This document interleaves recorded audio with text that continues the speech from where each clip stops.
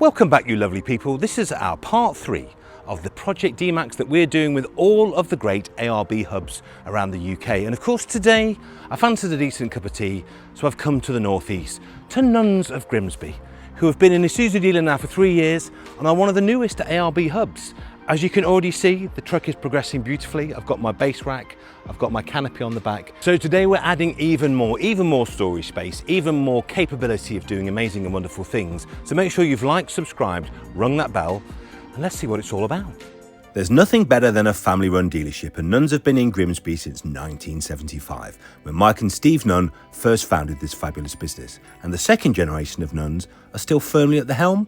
Prior to Isuzu, they had Mitsubishi for 40 years. So I think these guys know a thing or two about great pickups and great commercials. So our talented technician today is Jay, and he's got quite the task ahead of him. This is a big fitment, as you're about to see. The canopy has pre-marked in it the holes that we're going to need for our first brackets. And believe me, there are a lot of brackets. Firstly, we're going to need some holes for our base brackets on the roof. A step cutter makes short work of those, and Jay is drilling very carefully because this is not an area where you want to make a mistake. Those indents make that first cut much easier, and the quality of the ABS means you get a really nice clean edge. These brackets will actually take the weight of the base rack and dissipate it through the canopy, so the canopy itself isn't actually taking any force at all. They need to be carefully clamped into place to make sure that when we rivet them in, the alignment is absolutely perfect. Jay is really taking his time to align these beautifully, not too tight, so when we make that first drill hole, the alignment goes perfectly into the centre of the aluminium. And he's got to do this for 8 brackets. Each of the brackets is held into the substantial aluminium window frames by pot rivets. Now you can do these by hand if you're really tough, but my recommendation here would be to use an air rivet gun.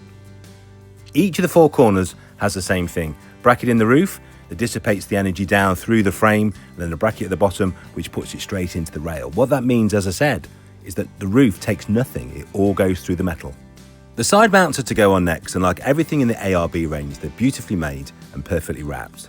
This is the base rack itself. It's huge, and if you're a fan of perfect welding, you might like to drink this one in. They're all like that.